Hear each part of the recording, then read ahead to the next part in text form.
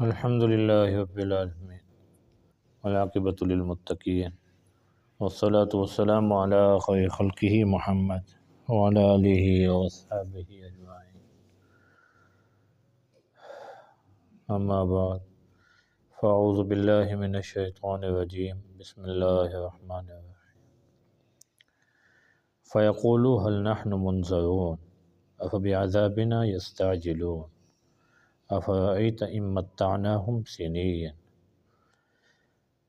ایک دفعہ دوشیف اللہم صلی علی سیدنا و مولانا محمد وبارک وسلم وصلی علیہ۔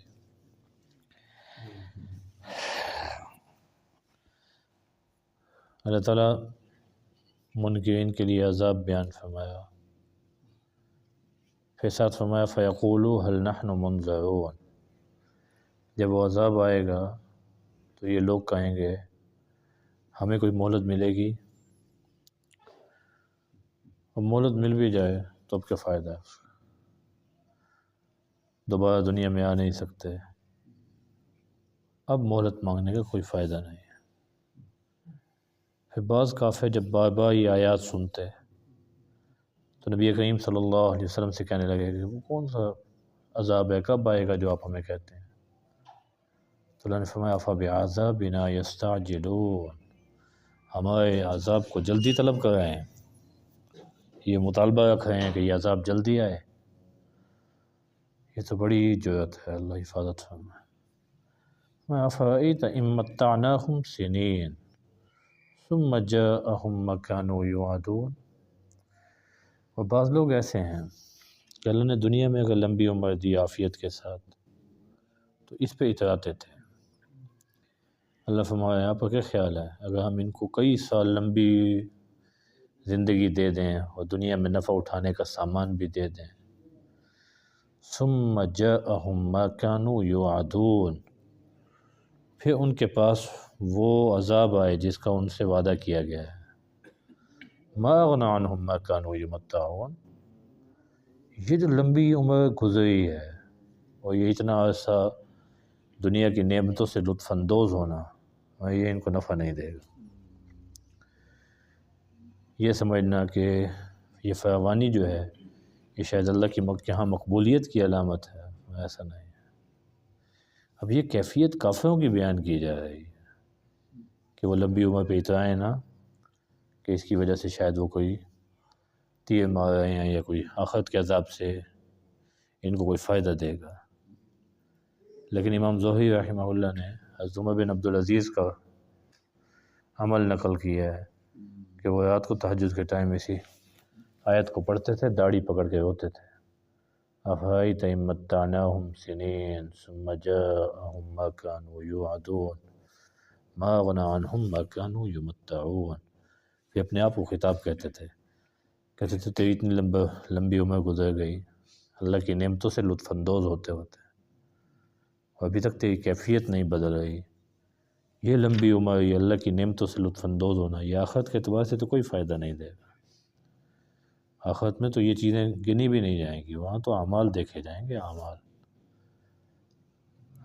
تو اس لیے یہ ہمارے لیے بھی لمحہ فکریہ ہے کہ ہم جو وقت گزار رہے ہیں اس پہ بیٹھ کے تھوڑا سوچیں کہ بھائی یہ جو وقت ہے یہ گزرنا، اس وقت کا یہ ہمیں اللہ سے قریب کر رہا ہے یا اللہ تعالیٰ سے دور کر رہا ہے؟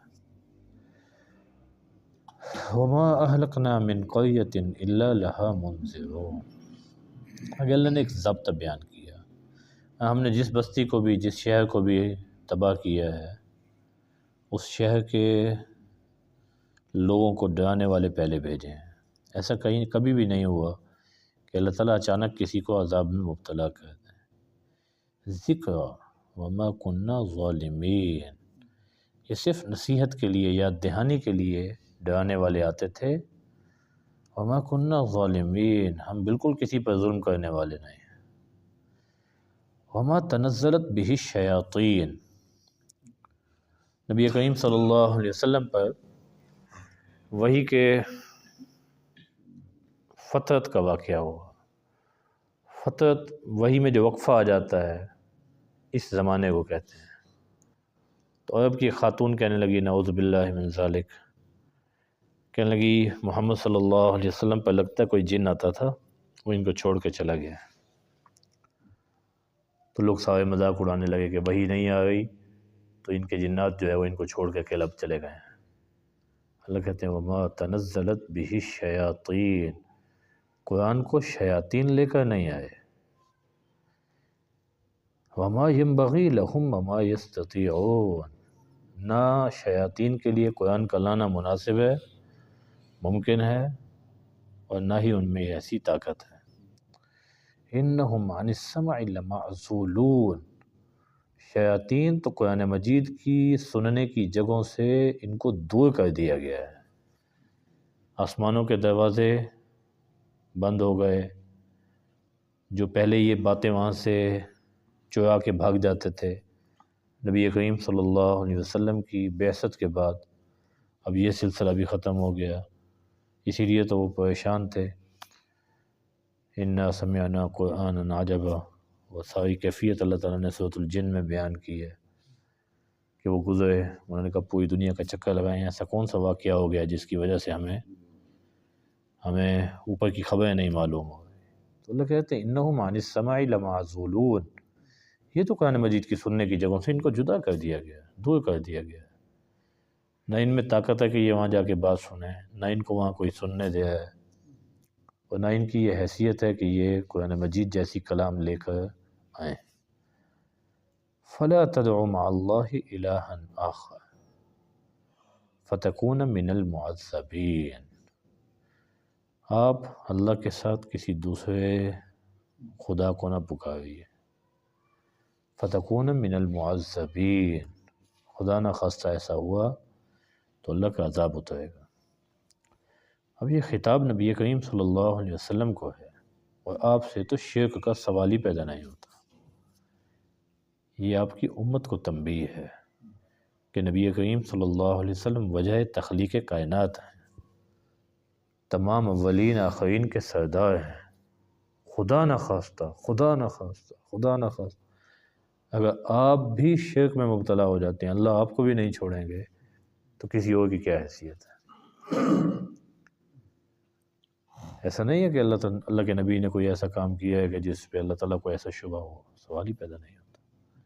یہ امت کو تنبیہ ہے کہ کائنات میں جس کا سب سے زیادہ بلند مقام ہے، تمام انبیاء سے بلند مقام حضرت محمد صلی اللہ علیہ وسلم، اور آپ علیہ السلام، اللہ کہہ رہے ہیں آپ اگر ایسا کام آپ سے ہوتا فتکون من المعذبین، تو آپ کو بھی اللہ کی طرف سے عذاب دیا جاتا، نعوذ باللہ من ذالک۔ اور کوئی اور اگر یہ کہے کہ جی میں شرک کر رہا ہوں اور پھر اس کے بعد مجھے فلاں بچا لے گا، فلاں بچا لے گا، اس کا تو تصور ہی نہیں ہے۔ اللہ تعالیٰ ہمیں واقعی قرآن مجید کو سمجھنے سچا موحد بنائے۔ وآخر دعوانا الحمدللہ رب العالمین۔